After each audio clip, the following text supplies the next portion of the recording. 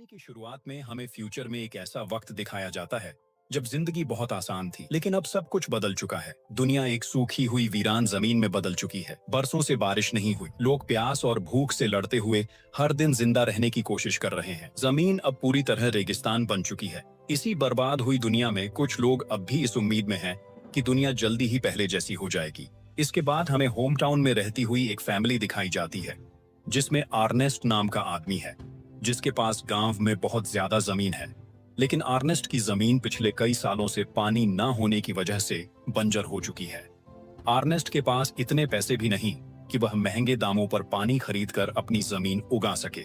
इसीलिए अर्नेस्ट ने सरकार से भी कई बार रिक्वेस्ट की कि मेरी जमीन अभी इस काबिल है कि अगर उसे पानी मिले तो वह दोबारा से हरी भरी हो जाए। लेकिन कोई भी अर्नेस्ट की बात पर यकीन करने को राजी नहीं होता।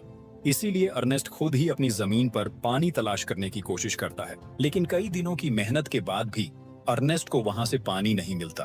अब तक तो अर्नेस्ट की पानी निकालने वाली मशीन भी खराब होने लग चुकी थी। एक दिन अर्नेस्ट की जमीन में पानी की मशीन चोरी करने के लिए दो चोर आते हैं। लेकिन अच्छी बात यह थी कि अर्नेस्ट को उन दोनों के बारे में पता चल चुका था। अर्नेस्ट भागता हुआ अपनी गन लाता है और उन दोनों पर तान देता है। चोरों को अपनी मौत सामने नजर आ रही थी, इसीलिए वह बहाना करने लगते हैं कि हम काफी दूर से आए हैं, इसीलिए हमें कुछ पानी की जरूरत है। अर्नेस्ट को उनकी हालत देखकर दोनों पर तरस आ जाता है, इसीलिए वह इन दोनों को पानी देने का सोचता है। लेकिन तभी वह लोग अपने पास रखी हुई गन निकाल लेते हैं। अर्नेस्ट बहुत गुस्से में आ जाता है और बिना कुछ सोचे समझे ही दोनों को शूट करके मार देता है। इसका मतलब यह है कि पानी की इतनी कमी हो चुकी है कि लोग पानी के लिए एक दूसरे को मारने पर आ चुके हैं। अगले दिन अर्नेस्ट अपने बेटे जीरो के साथ वाटर सप्लाई वाली जगह पर जाता है, जहां इसकी मुलाकात मैक्स नाम के आदमी से होती है। ये लोग प्राइवेट कंपनीज के साथ मिलकर बड़ी बड़ी मशीनस लगाते हैं और पानी निकालकर शहर के अमीर लोगों को महंगे दामों पर बेचते थे। अर्नेस्ट इनको बताता है कि यहाँ से कुछ दूरी पर मेरा खेत है। आपकी मशीनस की वजह से जो थोड़ा बहुत पानी हमें मिलता था, अब वह आना भी बंद हो गया है। इसीलिए आप लोग अपनी मशीनस को यहाँ से कहीं और ले जाओ। लेकिन मैक्स अर्नेस्ट को बुरा भला कहता है और उसकी बात मानने से साफ साफ इनकार कर देता है। अर्नेस्ट भी अब चुपचाप कुछ पानी लेकर वापस घर की तरफ निकल आता है। अर्नेस्ट के पास इतना खाना पानी नहीं था कि वह अपने गधे को भी पेट भरकर खाना दे सके।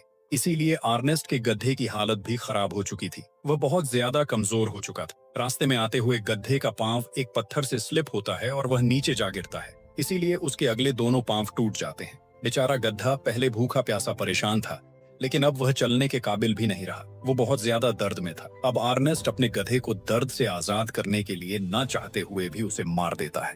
इसके बाद यह दोनों घर वापस आ जाते हैं, जहां हम अर्नेस्ट की बेटी मैरी को देखते हैं, जो मिट्टी की मदद से बर्तन साफ कर रही थी। अब इन लोगों के पास सामान इधर उधर ले जाने के लिए गधा नहीं था। इसीलिए अर्नेस्ट अपने बेटे के साथ रोबोटिक फार्म में जाता है, जहां ऐसे रोबोट्स तैयार किए जाते हैं जो लोगों के लिए एनिमल्स की तरह काम करते हैं। आज इस कंपनी ने पहली बार एक रोबोट तैयार किया था जो ह्यूमन नीड्स के हिसाब से बनाया गया था। सभी लोग यहाँ इकट्ठे हो जाते हैं, इसीलिए इस रोबोट की बोली लगना शुरू हो चुकी थी। यहाँ फ्लैम नाम का आदमी किसी तरह भी इस रोबोट को खरीदना चाहता था, लेकिन अर्नेस्ट फ्लैम से ज्यादा बोली लगाकर रोबोट को बाय कर लेता है, जिस बात का फ्लैम को बहुत गुस्सा था। इसके बाद अर्नेस्ट और जीरो अर्नेस्ट की वाइफ कर्लीन से मिलने एक हॉस्पिटल जाते हैं। अर्नेस्ट की वाइफ कुछ समय पहले एक एक्सीडेंट की वजह से बहुत ज्यादा बीमार हो गई थी, इसीलिए कर्लीन अब एक खास फ्रेम की मदद से ही जिंदा रह सकती है। अर्नेस्ट के पास इतने पैसे नहीं थे कि वह यह फ्रेम बाय करके अपनी वाइफ को घर ला सके, इसीलिए कार्लिन हॉस्पिटल में ही रहती है और सारी फैमिली कारालीन से मिलने हॉस्पिटल ही आती है।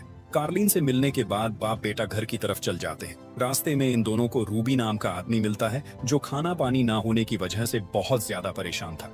उसके पास इतने पैसे नहीं थे कि वह अपने बच्चे को पाल सके, इसीलिए रूबी रोड पर अपने बेटे को सेल करने के लिए खड़ा था। अर्नेस्ट को जब पता चलता है तो वह रूबी को ऐसा करने से रोकता है। अर्नेस्ट रूबी को हौसला देता है और कहता है, तुमको ऐसा नहीं करना चाहिए। रूबी अर्नेस्ट को पहले से जानता है, इसीलिए वह अर्नेस्ट को बताता है कि तुम्हारी बेटी मेरी का किसी लड़के के साथ चक्कर चल रहा है, इसीलिए तुम्हें उसे कंट्रोल में रखना चाहिए। ये बात सुनकर अर्नेस्ट को रूबी पर बहुत गुस्सा आता है, इसीलिए वह चुपचाप घर चला आता है। अर्नेस्ट मेरी के पास जाकर उससे पूछता है और कहता है, तुम्हें मुझे बताना चाहिए था। लेकिन मेरी अर्नेस्ट से कहती है, मैं अपनी जिंदगी के फैसले खुद कर सकती हूँ, आपको मेरी जिंदगी में इंटरफेयर करने की कोई जरूरत नहीं। अर्नेस्ट अपनी बेटी का ऐसा बिहेवियर देखकर अंदर से टूट जाता है और गुस्से में आकर मेरी को रूम में लॉक कर देता है। अगले दिन अर्नेस्ट को पता चलता है कि उसका रोबोटिक गधा चोरी हो चुका है। अर्नेस्ट का पूरा शक फ्लैम पर ही जाता है क्योंकि फ्लैम ही रोबोटिक गधा खरीदना चाहता था। अर्नेस्ट अब फ्लैम के पास जाने वाला था, तभी वहां वाटर सप्लाई वाले लोग आ जाते हैं जो आते ही अर्नेस्ट को इतना मारते हैं कि वह बेहोश हो जाता है। थोड़ी देर बाद जब अर्नेस्ट की आंख खुली तब वह लोग अर्नेस्ट को बताते हैं कि हमने खुद तुम्हें तुम्हारे रोबोटिक गधे के साथ यहाँ से पानी चुराते हुए देखा है। अर्नेस्ट उनकी समझाने की कोशिश करता है कि उसने कुछ नहीं किया, लेकिन वो लोग अर्नेस्ट की एक नहीं सुन रहे थे। किसी तरह अर्नेस्ट अपनी गन तक पहुंचता है और सबको गन पॉइंट पर ले लेता है। वह लोग गन देखकर पीछे हो जाते हैं, जिससे अर्नेस्ट को यहाँ से भागने का मौका मिल जाता है।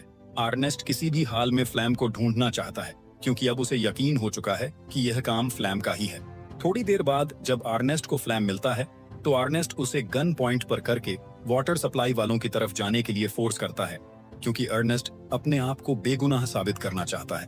अर्नेस्ट बहुत ज्यादा जख्मी था, उसकी हालत बहुत ज्यादा खराब थी, लेकिन फिर भी वह फ्लैम को उन लोगों के पास ले जाने लगता है। अर्नेस्ट थोड़ा ही चलने पर डिहाइड्रेशन का शिकार हो चुका और फ्लैम को भी इस बात का अंदाजा हो चुका था। फ्लैम अर्नेस्ट से कहता है कि हमारे पास बहुत सारा पानी मौजूद है, तुम इस पानी में से थोड़ा पानी पी सकते हो, बाद में हम इस पानी को बेचकर अच्छे खासे पैसे बटोर लेंगे। अर्नेस्ट की हालत ऐसी नहीं थी कि वह पानी के बिना एक और कदम भी चल पाता, इसीलिए वह थोड़ा सा पानी पी लेता है, लेकिन वह पानी बेचना नहीं चाहता क्योंकि सप्लायर्स के सामने अर्नेस्ट को अपने आप को बेगुनाह साबित करना है। इसके बाद यह दोनों वहां से आगे बढ़ने लगते हैं, लेकिन अर्नेस्ट के कदम लड़खड़ाने लगते हैं। फ्लाइम के दिमाग में लालच आता है, इसीलिए वह एक पत्थर उठाकर अर्नेस्ट के सर पर दे मारता है। पत्थर लगते ही अर्नेस्ट नीचे गिरता है और वहीं पर उसकी मौत हो जाती है। फ्लैम वहां ऐसा सीन क्रिएट करता है जिससे सबको लगे कि अर्नेस्ट को उसके रोबोटिक गद्दे ने ही मारा है। इसके बाद फ्लैम अर्नेस्ट के घर जाता है जहां वो मैरी से मिलता है। तब हमें पता चलता है कि फ्लैम वही लड़का है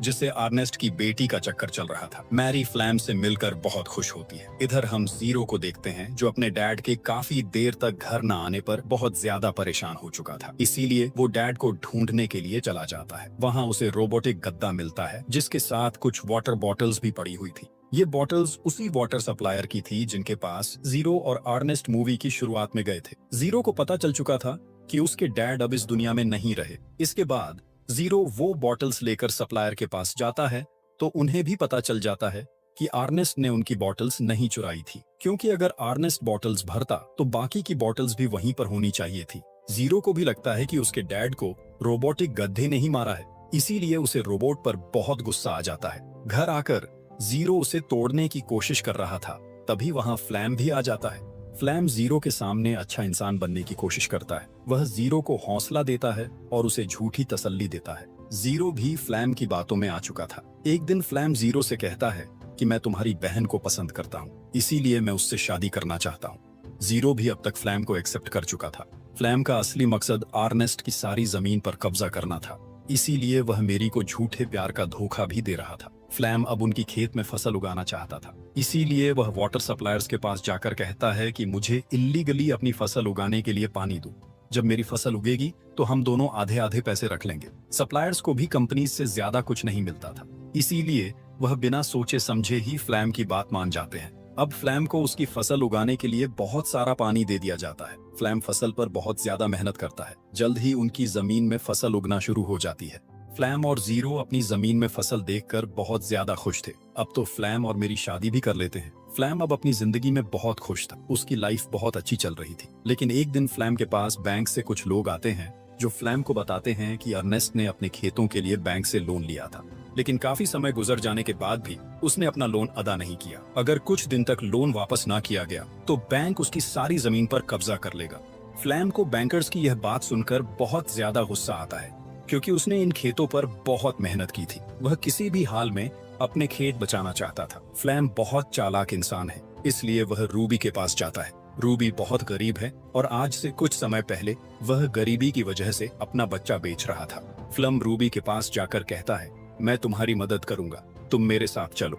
रूबी भी बिना अपनी पत्नी को बताए अपने बेटे के साथ फ्लैम के साथ चला जाता है। फ्लैम मौका देखकर चोरी चोरी रूबी के बच्चे को बेच देता है। इसके बदले उसे बहुत सारे पैसे मिलते हैं। जब रूबी को इस बारे में पता चलता है तो वह फ्लैम से लड़ने लगता है, लेकिन जिन लोगों को बच्चा बेचा गया था उनके कानून के मुताबिक जब सौदा हो गया तो उसकी कोई वापसी नहीं होती।